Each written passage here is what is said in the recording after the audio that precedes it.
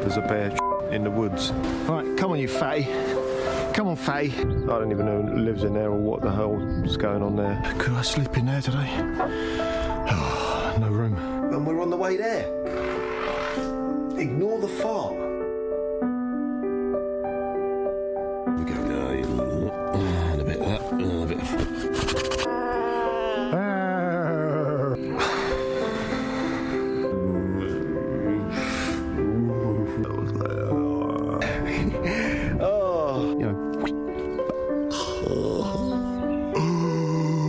Sangers, James, sangers I've got. Ooh.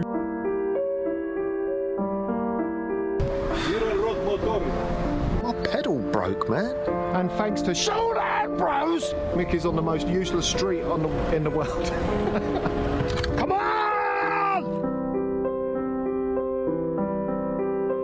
Always keep a shoe in your kitchen department, guys. Don't worry, it's the COVID talking.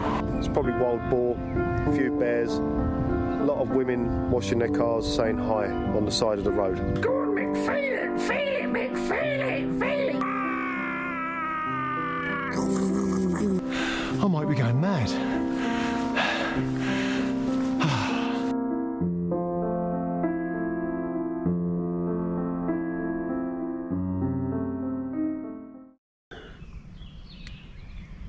Want to see me underwear?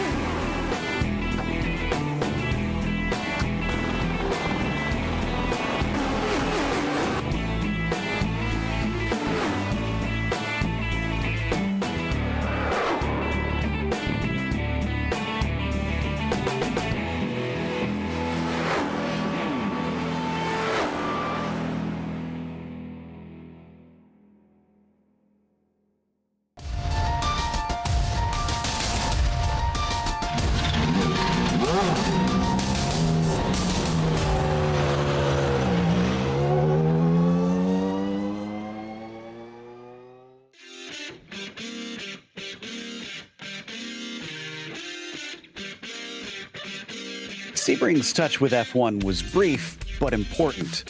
While it didn't stick around long enough to get used by the Lotus 79, there's nothing that says we can't take advantage of the what-ifs here in the virtual world. It's time our drivers learn to respect the bumps as we get ready to watch round one of the Lotus 79 Sunday Grand Prix Series. And you'll see it all live here on the Global SimRacing Channel. Hi, I'm Joe Peak, and joining me in the booth is DJ Clark.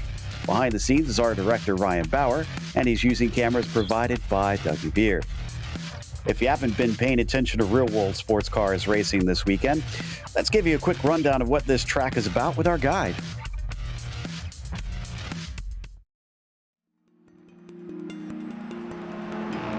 Welcome to Sebring International Raceway. Home to the 12 Hours of Sebring, one of the most grueling tests in endurance racing, this is a track which has earned a fearsome reputation among drivers. The circuit itself is located on the southeastern edge of the city of Sebring, Florida, and was built out of Hendricks Army Airfield shortly after World War II. 3 layouts are currently in use, ranging from 1.7 to 3.7 miles in length. The longest course, which is perhaps the most well-known with it being the one used for the famed endurance race, shockingly still contains portions of the original airfield surface. It's this aspect which has become a signature feature of the track, making it extremely bumpy for racing. Sunset Bend in particular nearly shakes cars apart while they attempt to navigate the high-speed 180-degree corner. As you'd expect for the side of an airfield, there's nearly no elevation change over the course of a lap, but many of the curves are dramatically tall and unforgiving, daring drivers to glance them yet not hit them directly. Thankfully, places to pass are plentiful, including spots like the Hairpin and Cunningham. However, the many fast, sweeping turns creates a dilemma for car setup, since a vehicle that's made too stiff could wind up bottoming out on the onerous bumps. In the end, if you have the wherewithal to withstand the track's rough nature, you're likely to fare well. And since Florida fans almost always show up in huge numbers to witness this test of car and driver, you'll have plenty to impress at this legendary North American road course.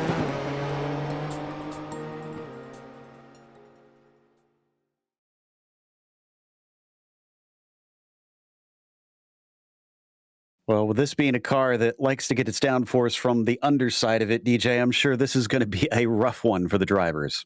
Yeah, it really and truly is, Joe. The bumps around this Sebring circuit are going to mean that those cars are, well, to use a new term, porpoising all over this circuit, and that's going to be a big loss of downforce for the ground effect generation on the car. So really watch for drivers to struggle with grip around here, particularly coming down into Sunset and then through the fast sweepers of Bishop and Jean Debian. Overtaking opportunities going to be the normal ones that we talk about into the hairpin, into Sunset, into turn 1, and a couple of brave moves maybe getting made into Cunningham and Tower. But really and truly, this is going to be a battle of attrition. This is going to be a battle of just making sure you don't make a mistake, because that downforce is going to be so elusive around here because of these bumps. No doubt. It'll test the drivers on that car setup, as it is a pretty straightforward fight for the championship last season. We'll take a quick glance at how that wound up at the end. Andy T wrapped it up with a round to go over Juan Mi Costa, and Gernot Frische actually came out in third in the points for that one. Very consistent, still hasn't found a win for many years now. The multi-time champion is honestly finding his way back, we should point out, and has been on great form lately. Timothy Reed with an excellent race to fourth over the course of the year, or of the season rather, and then it was a very tight fight between Viekainen and Pai for that top 5 position.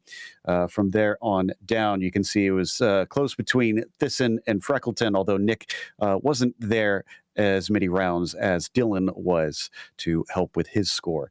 We also have the F2 championship for this. DJ, how'd that one go? Well, as you can see there, Spickett was able to take the victory over Jason Clapper by about 25 points or so. It was a pretty spread out championship for the top 5 or so. Verhagen up in third, then Keith Herner, who was in a close battle there with Moreland and Barry West. Kurt Clapper not too far back from them, and Juho Reina there as well. Then it was Bjorn Ackerman and Daniel Banker rounded out your 10-car F2 standings. Today's race is your typical fare for this series, about a half an hour long with 21 laps. They have an open setup for this series, but thankfully the drivers are actually pretty open about trying to share with one another.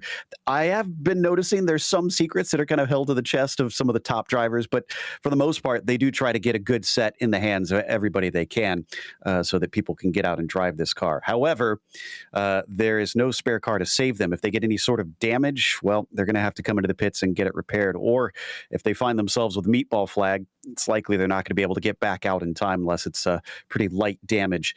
They have a drive-through penalty at 17 incidents and a DQ at 25. There's a couple spots where you can drift off course, but we don't expect either of those to be a major problem for a race this short. Meanwhile, drivers out in qualifying still haven't set a lap time. It takes quite a while to get around here. And as we ride towards the start-finish line, looks like Gernot Frische is just starting his first flyer. Yeah, and as we watch him here down into turn one, this is going to be one of those areas that you're going to have a big loss of downforce, potentially courtesy of those bumps as he works his way now down into turn two. Keep an eye here for all of these drivers really staying off of the curbing as well. The curbing around Sebring is pretty high for the most part, especially on the entrance curbs. And so I think for a lot of drivers, they're going to be watching out for that. Hartsonen opens up with the provisional pole as the first few come across the line with a time. And we're waiting for others to try and slot in here. Looks like Timothy Reed puts himself up into P2. We don't have a time for Juan Mi Costa, second place in the points last season, and also multi-time winner as well last season. Definitely put on a good fight to try and chase down T. Without Andy here today, this could be an open goal for that number two, but it depends on what this man has underneath him if we see a continued rise from the number one. Well, he's looking pretty calm, cool, and collected here at this point, Joe. Another fast section of the circuit down through Bishop now into Jean Debienne right now, taking a little bit of the curbing there. This is the area where the curbs are a little bit flatter. You're able to get the tires up and over them, but not the actual chassis itself. But Gernot doing a great job. And watch his hands. Let's stay on board with him here coming down through Sunset, because this is arguably the bumpiest part of the track. And watch how much he's going to have to counter through that. Just those little micro corrections to keep the car pointed the right way. A little bit of counter steer on the way out, but he looks like he has pretty much got that thing under control. A 45.3 is actually going to put him up to pole ahead of Partonen, the first driver to be able to go quicker. Howley's on his second lap right now and actually coming to the line in that number 3 machine. Can he retake it? Is the second lap the money lap again this season? Yes, it is. A 45.1 is going to jump him up ahead of Michael de Turk, who just put in a stalking lap to go onto the front row. A very good lap there for de Turk as we watch on board here with Juan Mi Costa doing the same thing here on the back half of the circuit at the counter into those bumps. Andreas Schuster able to put in a time that's going to be good enough for 6th best as times continue to tumble here. Love the helmet view that we can get now here in iRacing with Juan Mi Costa working his way through the final few corners. I'm showing him hovering just around his best time right now, so this is going to be tight on what he can do. Jukka Tolinen's also out there showing like he's going to get a very good time just shortly before Juan Mi Costa. So will we see a lot of changes up at the top suddenly here in the dying stages as they come to the timing line? Costa puts in not a lap at all. He must have had an off track. The second one is going to be so important, but I don't think he has enough time. Costa's going to have to start from the back. Yeah, I don't think he's going to have time either, Joe. He is going to have to start from the back here. He's going to have to use this final minute and 20 seconds left right now to just try to get a little bit of practice underneath him. I think one of the drivers who's left here to be able to set a good time, that's going to be Gernot Frische as he brings the car down through Sunset, dealing with the bumps down to the inside. Let's see if he can improve. Oh, tail end stepping out on him. Oh, that's not going to do it, unfortunately. And nope, he is 2/10 off. So third is the best he's going to see today. Of the other drivers getting ready to set times, I see Ove Trangrade out there. We've got Dylan Freckleton coming across. Oh no, Trangrade is not going to be able to get a time in. Looks like he started too late. So what about Freckleton? Good enough for 6th on that second lap. Yeah, good lap there for Dylan. He'll be relatively pleased with that at a 1:45 there, so very good. But I got to say here, Joe, some very, very close gaps up and down the field here at this point. This is going to be a close one. Yeah, from 1st to 5th is less than 0.4 of a second. So the front of the field should be very tight, and Costa is going to have a rough time catching up to them. As here is our starting grid. Pauli Partonen takes the 2 bonus points for pole. They also have 2 bonus points for the fastest lap. So keep an eye on that over the course of the race. Michael de Turk with a great run here to 2nd as Gernot Frische starts P3, and Timothy Reed will begin on the outside of that 2nd row.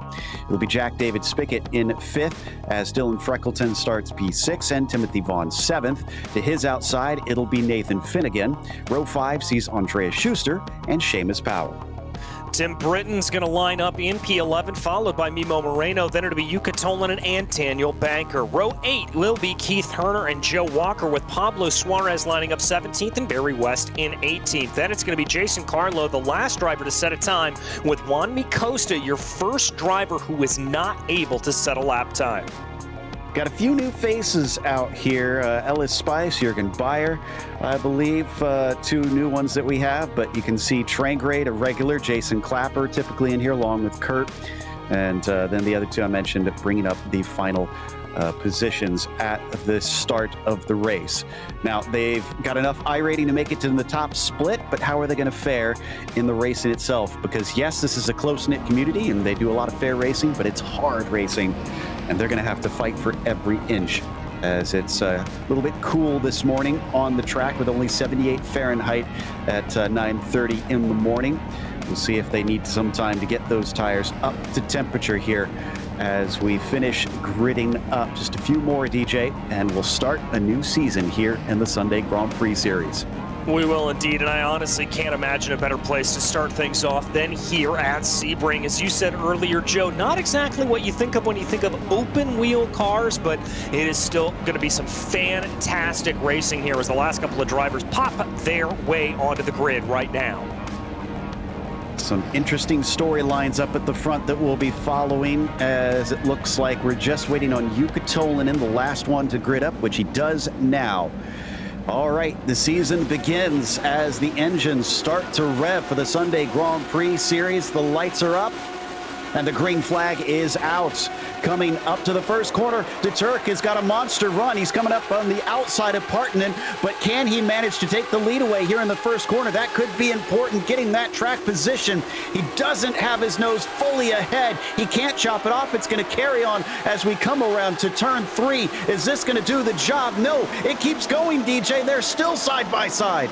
They're still side by side, and it looks like Partanen's going to be able to hold that out here at this point. Just sheer tenacity down into the inside is going to make that work, and De Turk has got to work it all out, but kudos to the rest of this field for keeping everything off the walls. I think Michael knew how important it was getting that track position. He was trying so desperately to cling to it. Freisha behind him didn't take advantage, surprisingly. Thought maybe he could get involved, but just held back a little bit as they go single file out of the hairpin. I see no major incidents so far, so it looks like we're clean and green. Yes, indeed, as we've got a little bit of a dive here coming down into the corner. I think that was Dylan Freckleton trying to look maybe around and hold off Timothy Vaughn there, but that wasn't going to play itself out. Everybody keeping themselves very, very calm, cool, and collected here on this opening lap. Credit to the series. Indeed, very much so. Out of tower, Partanen leads De Turk, leads Freisha. We've still got Reed close behind him before we finally get a little bit bigger of a gap down to Freckleton in 5th. But you can see most of the field trying to sort themselves out as now we head onto the Ullman Straight. This car punches a big hole in the air, DJ. I wonder how much slipstreaming we'll see. Yeah, that was something that I had to think about as well, but I think the one bad thing, well, there you can see just how powerful it is. Cars snaking and weaving their way down the Ullman Straight right now. They dive down into Sunset, trying to keep everything underneath them here. This could be the area where we see some cars snap away as that ground effect on the bottom of the car will lose a little bit of potency. Top 4 sees no change from the grid positions, but Freckleton has managed to get up one, as so does Timothy Vaughn. Jack David Spickett apparently having a bit of a bad first lap. He gave up those 2 spots and falls to 7th. A couple of them kicking up the dirt coming out of turn 1, using every inch they can. And Joe, correct me if I'm wrong here, but Juan Costa, on my timing and scoring, he is up 10 positions already. Remarkable there from the driver of the 2. So he's not letting that poor qualifying hold him back. You're right, he is up 10 spots here, all the way to P10. And next on his list is Yuka Tolanen and Nathan Finnegan just in front as we're going to ride on board with him. Yeah, and here he comes working his way off the corner through the Fangio chicane, getting ready to dive into the braking zone here for Cunningham. Remember, this is technically an overtaking opportunity, but you got to be very brave to make it work, and it looks like everybody's going to stay in single file order here at this point. No change this time. Coming up to tower, a little bit of a defense from Finnegan, just kind of covering the inside, trying to keep Tolanen from attacking him down to the right-hander. What about onto the Ullman Straight, though? If they can stay as close as they are now, we could see a move into Sunset Bend as we jump a little bit forward up to Michael de Turk, still chasing on Partonen. These two probably want to run away themselves, because one thing Freesia is known for, DJ, is being strong late in the race. Yeah, Freesia very, very good about saving those tires, saving his stuff till the end of the race. And so I think here for de Turk, he doesn't want to play too tough as we jump back on board with Jack David Spickett right now. Nice little battle here with Timothy Vaughn and Dylan Freckleton. Current reigning F2 champion. And I'll have to check to see if he is advanced up into the F1. This is decided by iRating on who is in what category, and all the cars are the same. And Jack clearly doing quite well, even if he was fighting for F1. I mean, he's in the top 10 of top split right now. Yeah, it's a pretty impressive run there for Jack, so certainly something to hang his hat on, and he is putting some good pressure here to the back of Timothy Vaughn. As we said, this is a little bit of a stack up.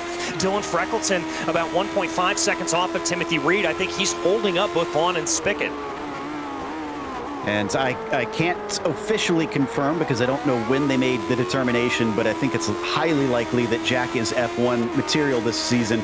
He has a 3,700 iRating, so well above that marker as they head down into Cunningham once again. Can't do anything on Timothy Vaughn quite this time. No, this is going to be a lot of what we see from this race, is just holding on and waiting for the right opportunity. Here's Barry West, though, trying to make a move up into the inside of Cunningham. That's Ove Trangarade right up ahead of him. Not going to get that move to play here quite yet, but West showing his nose. And that tells you how quickly, how impressive this is that Costa's jumped up as many spots as he has. Because Ove Trangarade is no slouch. He also failed to set a qualifying time, yet he's only made up 3. Yeah, it really is impressive there by Costa to be able to gain in all of those positions. As we see the field now diving down into Sunset, we're starting to see some couplets breaking away from the field. Partonen and de Turk about a second up the road from Freesia and Reed, and then there's that triplet of Freckleton, Vaughn, and Spickett behind them. Checking here to see, de Turk's had a few wins, 4 of them to be exact, over the course of his career here in the Sunday Grand Prix series. In fact, he's the guy that gives us those stats, interestingly enough. And he's trying to add to that tally. It's been so dominated by a small handful of drivers that while we have had, I think it's 80-plus drivers that have won over the course of the something like 8 or 9 years of this series, it's still been tough to come by them. And as he follows behind Partonen, he looks pretty hungry today. Ooh, Partonen a little deep into that hairpin. Yeah, a little bit deep, and it's not like he's got any gravity to sort of fall back on there. That is an absolute flat as they come corner, so just outbrake himself a little bit. And rest assured, de Turk's going to recognize that. He's going to be trying to put a little bit of pressure here onto the back of Paulie to see if he can force another mistake to come out. Yeah, for reference, the winningest driver ever is actually in this race, and he's right behind them at Freesia at 147 at this point. And Andy T, who won last season, is currently tied for 6th at 23 with Tapani Liniluoto. Anyway, stats aside, back on board with Juan Costa. He is now hunting down Finnegan. As we saw him doing before, has not been able to overtake him nearly as quickly as some of the drivers we saw on those first few laps. And Tolmanen starting to stretch away from the pair of them as he's got a face full of gearbox from that number 11. And look at this run here. I think Finnegan may be running a little bit more of a trimmed out setup there, Joe, as he was able to actually extend the gap a little bit over Juan Costa, but Costa's not going to take no for an answer. Sends that red machine up to the inside here, going down through Sunset. Now it's just going to be a straight drag race as he is going to be able to get that position ahead of Finnegan. Finnegan's going to hop into line, see if he can fight back into one. I think you're right. Finnegan managed to pull up alongside him so easily in comparison, and Costa with a big mistake. Can he keep it off the wall? No, he plows into the Armco just lightly. He might be able to carry on, but positions are bleeding away. Yeah, he's going to be down into 15th here at this point, getting that car up to speed. And let's take another look here. I don't think there was contact necessarily between the two. I think Wanmi just carried a little bit too much speed around the outside. Oh, sadly, he took a tow. He didn't get a meatball flag out of that, but it must have damaged the suspension enough. He didn't like how it was handling and decided that was enough. Yeah, that was a very light touch. I'd be shocked if that really did that much damage. But that takes him out of the race as our first DNF. So second place in the championship last time out is going to be hard to match, beginning things with a DNF.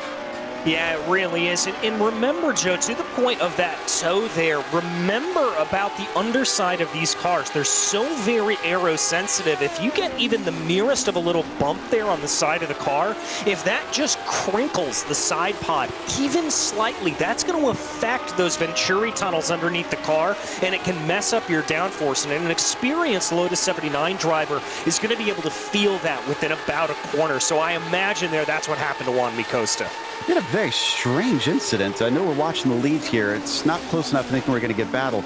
But Joe Walker lost a bunch of spots and almost caused some big accidents coming through Collier. I think we may have the replay. This is around Ove Trangrade. Keith Herner in there in the yellow car as well. Ooh, almost looked like ghost contact. And I wonder if that damaged the suspension or something. Because watching, yeah, and then another hit, and he just slows up on the outside, blocking the track practically. Yeah, and you can see him there, frankly, trying to get out of the way as he figures out what's going on with that car. By the way, I think that's an Ari Lyondike scheme, so massive credit there to him on that. I'm a big fan of that. As we check back in on the battle here, up for P1, Michael de Turk just still holding in behind Paulie Partonen. And they're still stretching away from Freesia. It's up to about 1.2 seconds. It's not big margins between them on lap times, but it's enough that they've been gapping him. But again, wait until late in the race. We've seen that number one machine often start to close in as the car comes alive with a setup that favors the end of the race. So he's definitely not out of the running completely, but he wants to keep it as close as possible as they head through Tower and down towards Bishop. There you can see the distance between them. Hopping back to Timothy Vaughn with Freckleton just in front of him, as well as Jack David Spickett behind. Yeah, and they're going to be running here at this point. This nice little trio. They've got to be a little bit careful with Tolan about 0.8 of a second behind this. And again, I think we're seeing Dylan Freckleton, frankly, holding up the field just a little bit. Vaughn is desperate to try to get on by.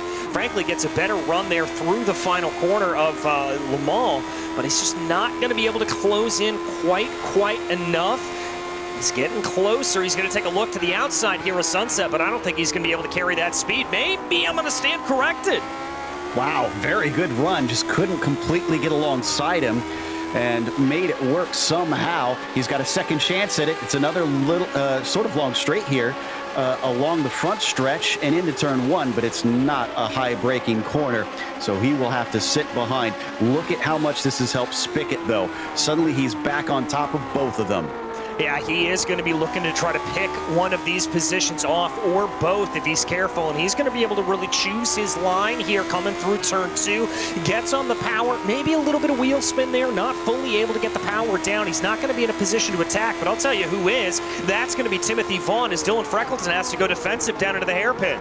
Both of them went defensive down into there. Vaughn and Freckleton covering the inside. Tolanen joining them to make it a team of four. And this is a bad run for Timothy off that hairpin. Here comes Spickett looking around the outside. It's hard to do it there at Cunningham, but if you can hold tough, you can hold it for Collier. He does not, unfortunately. No, it just doesn't get it to play there. And now look at this. That is going to be Jukka Tolanen entering into the equation, and he's putting pressure now to the back of Spickett as this all fires off. And Michael de Turk up at the front of the field has been able to close this down as well. He's got it within 0.3 of a second now. While this car does punch a big hole in the air on the straights, so does it in the corners, DJ. So I wonder if the wake is kind of putting him at arm's length here. Yeah, that's a little bit of what I was thinking about. Is here we've got a good move. That is, I believe, going to be Tolanen making a move on Jack David Spickett going down. Ullman moved on before they get even into the sunset corner. Indeed. Wonder if that was just a mistake out of Le Mans from Spickett that caused that. You often see that on that long straight. Another fight back from Jack as we come back to Paulie Partonen once again with things getting mighty uncomfortably close for him. Yeah, and Deturk just continuing to threaten there behind. And as you said, Gernot Friesche just lurking in the background there, 1.2 seconds behind. He's going to be out of the draft. But as you said earlier, Joe, as these cars continue to use their fuel, they're going to get exponentially lighter, and the car is going to be a lot livelier. It's going to start dancing over the circuit. And when that happens, that is when Gernot's going to come alive. Change of handling from start to finish. It's very much the nature of these cars. Don't need to go to it, but Tim Britton unfortunately spun a bit in turn 3, gave up a bunch of spots. He's back rolling once again. Meanwhile, out of Collier and into Tower. Very tricky braking zone, especially in this car that needs to go oh so deep. Looks like they're all going to handle it fine and be able to carry off the other side. Meanwhile, I think this is that battle I was talking about earlier. And it looks like Jason Clapper now involved in it with Suarez. And Suarez to the inside is not going to be able to hold him back. Clapper spinning up the tires out of Cunningham. Yeah, and that can happen a lot. You've got so much torque, so much horsepower going through the rear wheels on these cars. You just get a little over-eager, and you're going to be able to light up those rears. So we check back in right now on the front of the field. This battle between Parton and Deturk not going anywhere. Yeah, these cars, the way that they built them and put them together, almost cartoonish with the way the tires look different from front to back. Tiny little things versus the huge behemoths that are accelerating them off the corner. And bad news for both of them, Friesche just took the fastest lap of the race. Yeah, that is not a good indicator there. Friesche about 0.2 of a second faster on that last lap. Call it 2.5 tenths faster. That certainly means that that car is coming right into the zone that Gernot likes it, and he'll be coming on quickly. Absolutely. So they'll have to start watching the mirrors a little bit potentially. It's down to a second between them as that green machine starts to encroach onto Turk and Partonen's territory. Biggest mover now that we lost Costa is actually Trangrade, interestingly. He's up 7 positions right now, but he's being closely fought for that by Jukka Tolinen and Jason Clapper, both of them up 6 positions currently as we watch with Seamus Power now. Yeah, Seamus trying to close in on the back here of Andreas Schuster right now. I gotta say, I think that's a homage to an All-American Racers livery up with Andreas Schuster, and I love to see that. A little bit of kart crossover, if I'm correct on that, but doing a good job here to try to hold off Seamus as he continues to try to push his way this way and that. Does kind of look like that. Yeah, that looks like, I think, early 90s kart, I want to say, for that number 9 machine. Very cool looking livery as we now head back to Timothy Vaughn in 6th spot. He and Freckleton have not let this battle go away. They have dropped Tolinen, though. Very deep on the brakes for Timothy, almost getting into the gearbox of Dylan Freckleton. Yeah, almost getting into the back, and that just goes to show you there, Paulie Parton, though, as you can see on your screen, responding to that fast lap set down by Gernot Friesche, pulling away up a little bit at the front of the field. Vaughn going to take a little bit of a look down to the inside there of Freckleton. Now, that's going to be twofold. That's going to be, one, him trying to see if he can elicit a little bit of an error out of Dylan, and the second part of it is going to be trying to get some clean air on the front of that car. He's going to be searching for clean grip going through those medium to high-speed corners. Heading up towards the hairpin, one of the popular places to make a pass, but he's not close enough this time. Now that he's got some distance between himself and Tolinen, he'll probably want to get this done sooner rather than later. But we'll see if he can, because he's been stuck back here since basically the beginning of this race. And we know that Tolinen's on a charge, having passed many cars already. Getting close to the halfway mark of this race as well. So soon we'll be on over the hump and on the other side heading down. Yeah, we will be indeed, as this continues to be one of our closest battles out on track right now. All 3 cars looking very, very evenly matched, and they've got to look a little bit careful here. Jack David Spickett only a second behind. He could reinsert himself into this battle before everything's said and done. Yeah, Jack's lost a few, though, since the start of this race, but he's trying to make up for it. Maybe he's taking a bit of the Gernot method of trying to get a car that's better at the end. Look at him still kicking up dirt coming off of Le Mans, as there is quite a wide curb off of there that you can use, but You don't want to go too far. Meanwhile, into the breaking of sunset. Vaughn trying that outside line once again, cutting back. Can he get the over-under maybe? It's looking pretty good. Here he goes for it. He tries to get it, but not able to make it play here at this point. But this is going to be Vaughn all over the back of Freckleton. Is he going to have a look down into the inside? No, he's going to go to the outside, tries to sweep around there to carry more momentum, but it's not going to play. Freckleton still holding it out.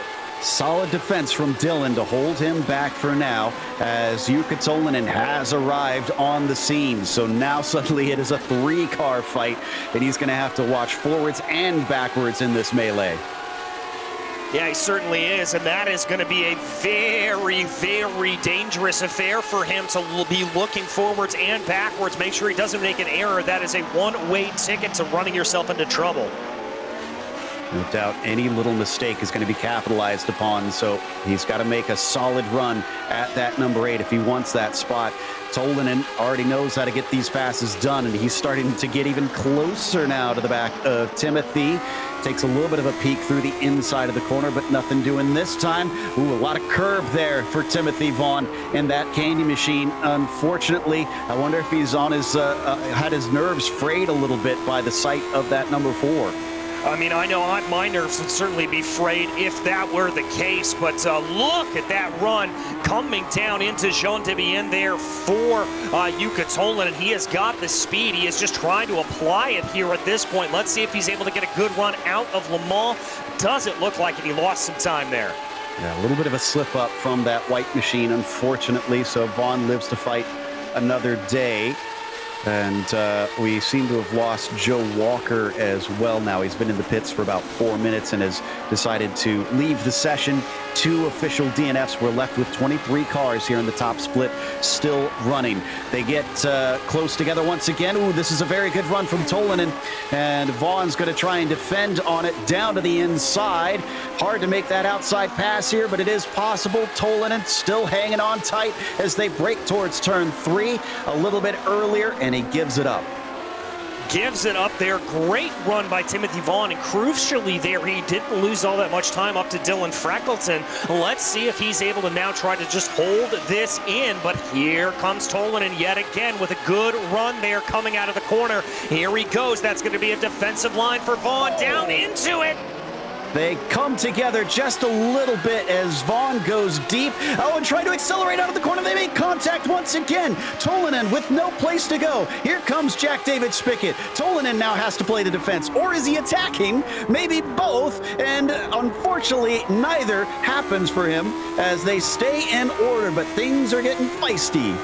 They certainly are getting feisty up at the front here as they try to go. Spickett holding in close behind Tolinen, trying to make his move forward. Whew, this has gotten intense all of a sudden. But Tolinen, oh, once again, a big problem with contact. This time it sends him into the wall. And I think that might be it for Jukka. No more rising up the order. He takes a tow immediately. Yeah, that was a pretty hefty impact there, and that was him just trying to search for it. Now, I've got to be a little bit concerned if I'm Timothy Vaughn, if I picked up a little bit of damage as a result of that. Well, I feel like Vaughn might have damage in general unless he's really cranked the wing in. On the straightaways, he was a sitting duck to Tolinen before his wreck, which makes me wonder what it's going to be like against Spickett here. Yeah, that's going to be a big, big question for me as we give a little bit of love up at the front of the field right now to Turk continuing to try to close in behind. Yeah, and Freesia was back a little bit farther earlier. It was 1.5 seconds for a while. He's cut it down once again, but it's been yo-yoing for the number 1. These two up at the front are definitely responding to him and trying to keep him from getting any closer. They don't want him to have any part of this as we're down to 9 laps to go, but it's stayed stationary since the drop of the green flag. Partanen leads to Turk, leads Freesia as they were on the grid. Yeah, as they try to run here, it looks like every time Gernot's able to close in just a little bit more, close in just a little bit to the back of Michael Duturk and Partanen are able to find that extra gear and really start to pull themselves up ahead. It is very impressive running.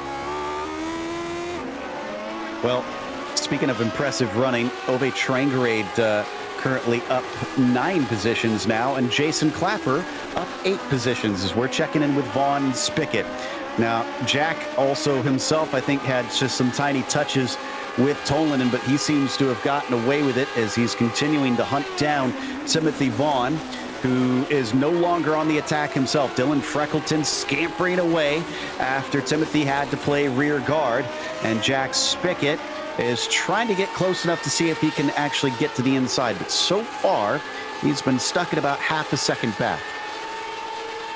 Yeah, just not really able to get that to go here at this point. This is the part of the race, though, where we will see the way that they start to play themselves out. We talked about the change in these cars. They're going to get lighter. They're going to get dancier. They're going to get a little bit more difficult to control, and we're going to see drivers being able to take more advantage of that opportunity here. We're also going to see them making more mistakes in these final 8 laps. I don't doubt that at all. It's easy to make mistakes in this car. It's all analog. There's nothing digital about it, as they basically have their right foot, their left foot, and their hands to try and determine how quickly they can go. No help from any machine. It's all about the manpower out there, as Partanen continues to lead Deturk, with Freesia just close behind. They've dropped Timothy Reed. We haven't talked about this. The distance to 4th place is up to about 3.5 seconds. Timothy doesn't quite have the speed to keep with him. Whoa! And Spickett just overtook Vaughn like it was nothing just now into Cunningham. Almost a surprise attack, I'd say. Yeah, I think he just caught him napping there a little bit. Spickett just able to make the move here at this point. He gets a little bit slideways there, does Timothy Vaughn. That's going to open up the opportunity for Spickett. Good credit there for Jack David for just recognizing that opportunity and not letting it pass by the wayside. Took a couple corners, but he got it done eventually. That's going to move Jack back into 6th place, trying to recover from his poor start where he lost a couple very early on. Vaughn clinging to the back of him, wants it back. I'm not sure if he's close enough to do it here, but maybe if he can get a good run coming out of Sunset Bend, or he could see Jack run wide, and they're now going to have a drag race down to turn 1. Yes, they are. That is going to be Spickett down to the inside, Vaughn to the outside. Vaughn a little bit far behind here at this point. He's going to have to really chuck this car in. Not able to make it work. Looks for the over-under, but Spickett's got it covered. I don't know. It's going to happen once again. Down into 3. Timothy going very deep into the turn, but he gets fed out, and Jack somehow holds on to that one. This is slowing them up, and Nathan Finnegan is reaping the rewards. You can see that black machine getting ever closer. Yeah, he's starting to close in behind there. Finnegan loving this battle as they come down into the hairpin. Are we going to see another move from Vaughn here? A little bit of dirt kicked up on the outside by Jack David Spickett, but he's able to keep it in line.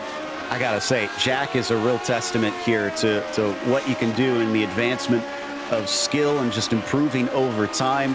Like we said, just last season, he was rated in the F2 Championship. That's below 3,000 iRating, which isn't low, mind you. But the fact that he has jumped up this season to the F1 and is already nearly into the top 5 is tremendous. Yeah, it's really, really remarkable there for him. Absolutely ridiculous to be able to see him being able to make that jump in competition here at this point. And it really goes to show you that you've got a very special talent here. How much higher could he potentially go?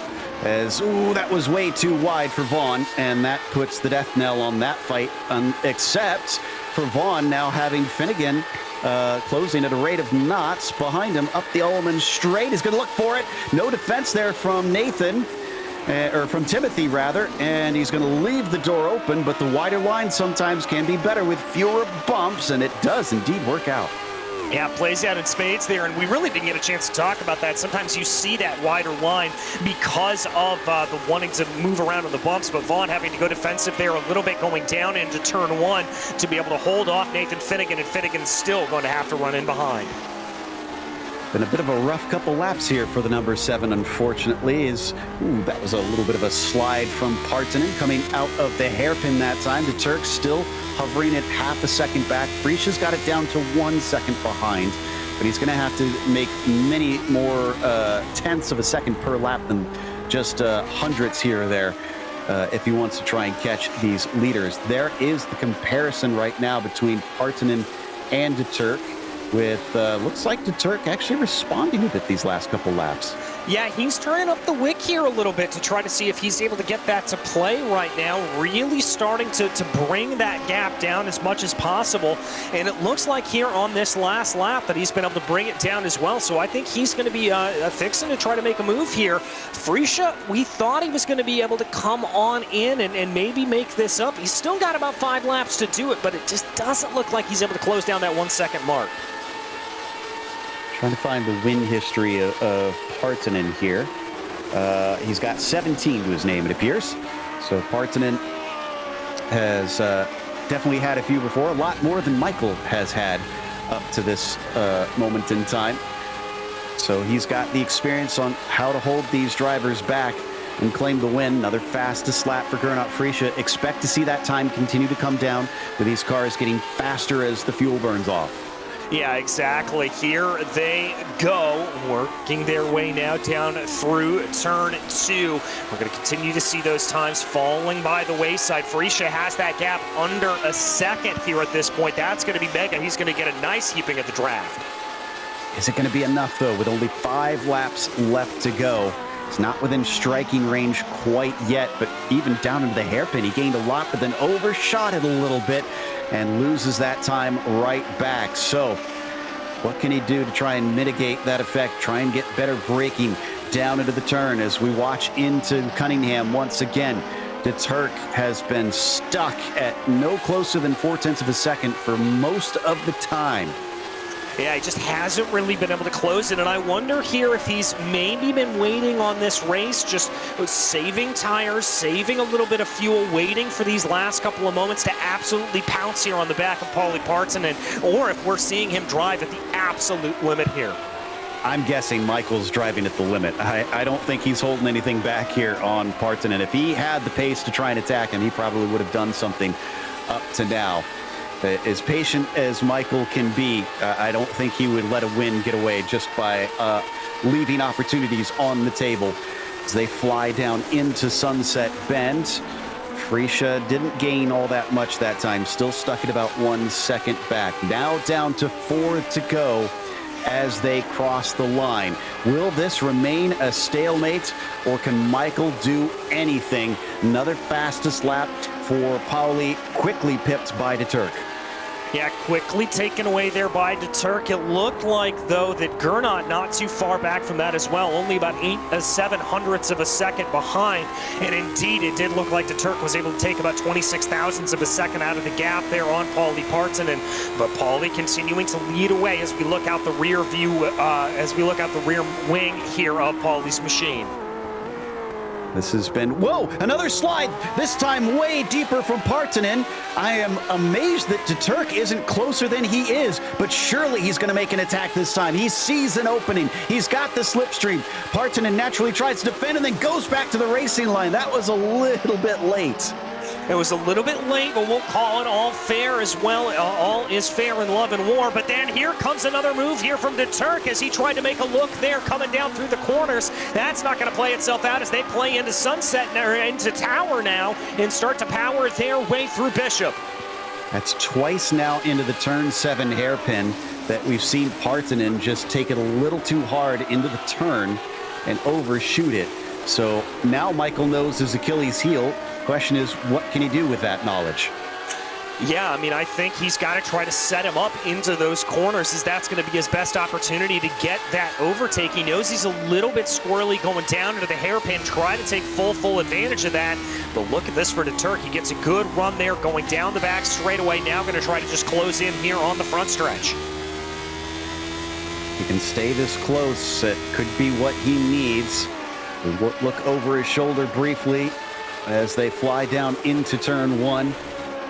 And I can tell you that behind them, I've been kind of half watching the battle between Spickett and Vaughn. That's been going side by side, but with the close as this is, obviously we haven't been able to cover it. There they are, wheel to wheel down the front stretch once again. And who's going to come out ahead? Looks like Spickett's got him held off. Yeah, he's got him held off for now, but he gets it in too deep in contact there between the two. Oh, and thus ends a very good race, unfortunately for Jack. As we come back to our leaders, this time Partonen is able to make the apex. But look at Freesia behind them. That's cut down to 0.6 of a second. Yeah, it's cut down here at this point, so Freesia coming to play here, and I think that's just going to amp up the pressure here on Michael Deturk. He knows he needs to get this move done. Also, let's not forget, we can't go to it now, but Vaughn made that contact in that wreck. He's already been struggling in straight line speed, and Finnegan's caught up to the back of him quite quickly. So who will win this back and forth between Deturk and Partonen? Or will Freesia spoil the party as we hop on board the roll bar of that #1 machine? Oh, he's definitely got the draft now. Yeah, he's definitely going to have it here. A little bit off the apex going through Le Mans. That's going to be courtesy of the aero wash in front of him. 0.5 of a second, the gap he is going to be coming on here. His big problem, though, is Deturk's also getting the draft off of Partonen. Doesn't look like that's going to reel him in as much as we anticipated. Down to 2 laps to go now, coming off the corner, all the way up to the exit there, right up to the wall and to the tire barrier. None of them actually hitting it, but they need to use every inch of the track that they can. Down into turn 1 once again.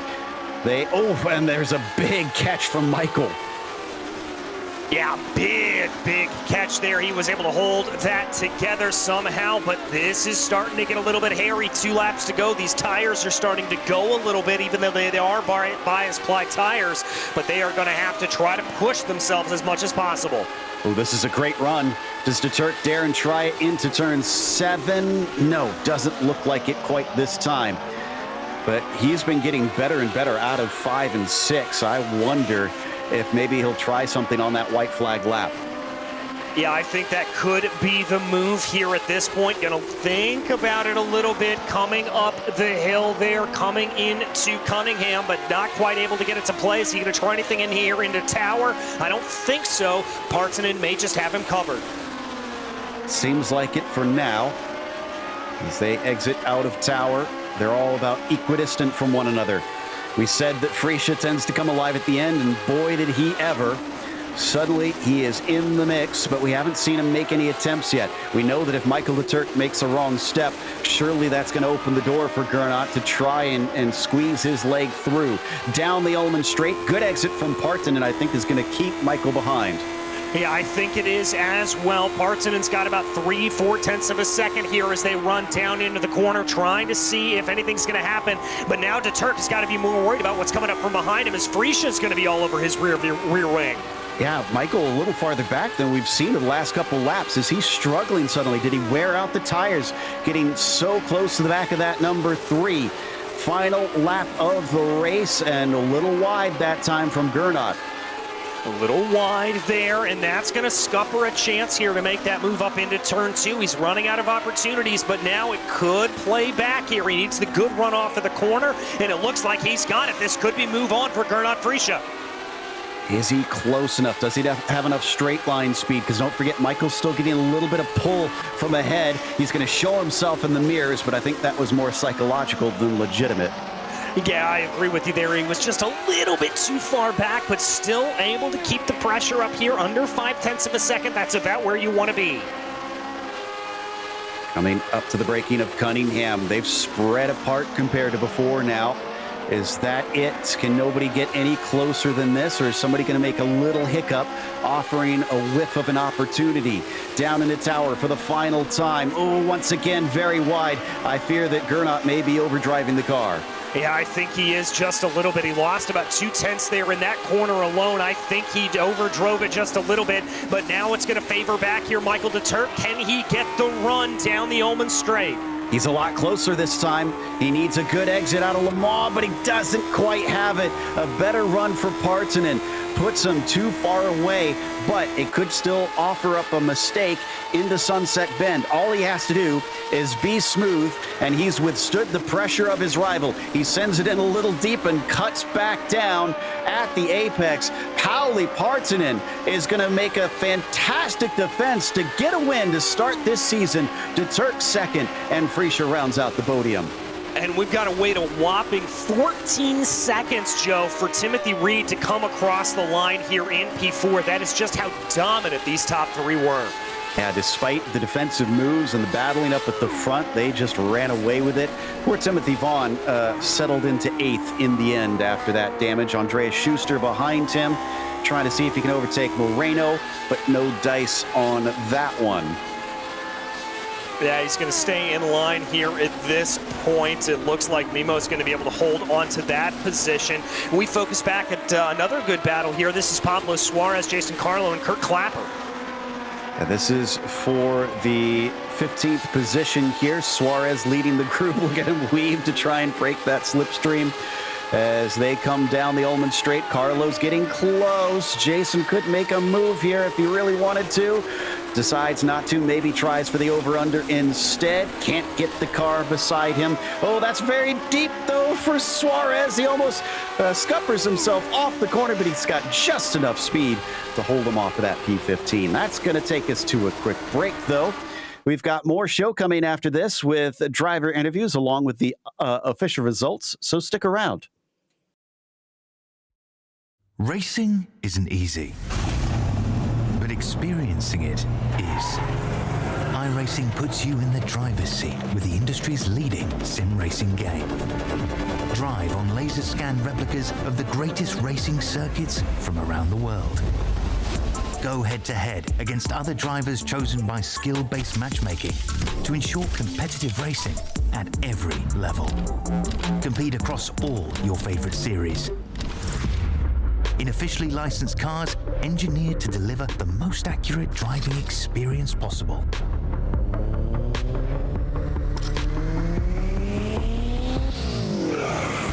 Join a race or host your own with players from across the globe. Race against the computer or in a league with friends. Feel the thrill behind the wheel. Visit iRacing.com.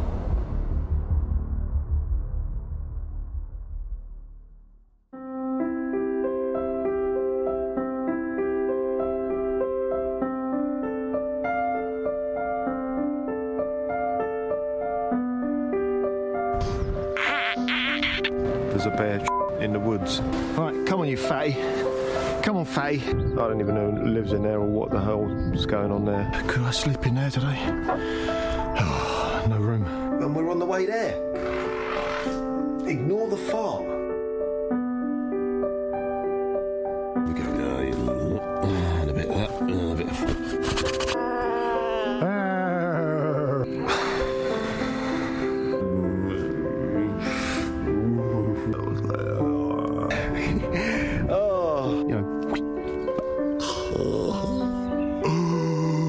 Singers, James, singers I've got.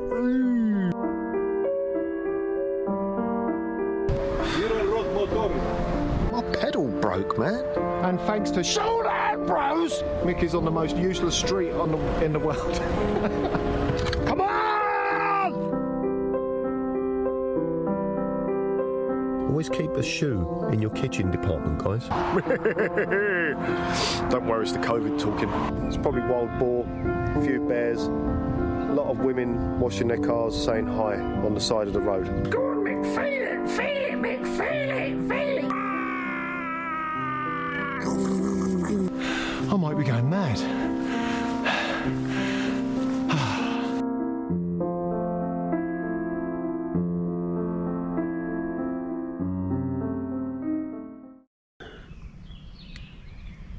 Want to see me underwear? Welcome back to Sebring International Raceway. Round one of the Sunday Grand Prix Series gave us quite a fight up at the front. Didn't see any overtakes, and yet it was still thrilling as Partanen held off to Turk less than half a second behind for almost the whole race.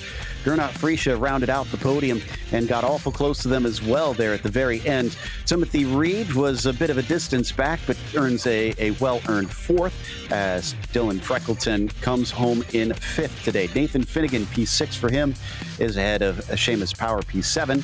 Timothy Vaughn, unfortunately, getting a little bit of damage late in the race, sends him back to 8th.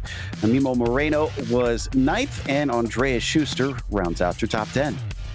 Coming home in 11th, it was Ove Trangarate, who was up 10 positions, as was Jason Clapper. Then it was Daniel Banker, followed by Keith Herner and Pablo Suarez. Jason Carlo was 16th. Then it was Kurt Clapper, Elliott Spice, Barry West, and Tim Britton. Jürgen Beyer was the last one to actually see the checkered flag, as Spickett, Tolanen, Walker, and Costa were DNFs, unfortunately, today. And we do have our winner ready to talk to us, Pauli Partanen, having to hold on for dear life there, trying to take home that win. That looked incredibly tense, Pauli. Yeah, it was incredibly tense. Like I'm shaking right now. It was so tense race. Oh my God. So Michael obviously was putting a lot of pressure on you there, but how confident did you feel that you could hold him back? It did look like he didn't quite have any sort of speed advantage, so it looked like it was going to have to be quite a send to make a pass. Yeah, I was quite sure if I don't make a mistake, Michael won't be able to pass, because I think we had quite similar top speeds on the straight, so I was not really that worried, but that one chicane hairpin thing, it was so bad, and once I made a mistake like 4 laps before the end, and I was sure Michael will go past me, and I will never ever be able to pass him back, but gladly I was able to stay ahead. Well, you ended last season with a second. You come in here and take a win. Are we going to see more of you? Because obviously you only showed up for that one finale last time. Yeah, not sure. Maybe I will do at least some of the races. Maybe not the full season, but some of the races at least. At least my favorite tracks I will do this season for sure for Lotus 79, but most likely not the whole season. Well, we love seeing you around. Congratulations on the win, and hopefully we'll get to talk to you a few more times. Yeah, thanks. Pauli Partanen, your winner here today. With second place, Michael the Turk, ready to chat with DJ about the other side of that battle. Well, Michael, it looked like you had to be looking in your looking ahead, looking in your rearview mirror that entire time, battling in between Pauli and Gernot. How was it from behind the wheel? You know, I know it was hot in Sebring yesterday in the real world, but that was a sweaty race in sim, let me tell you.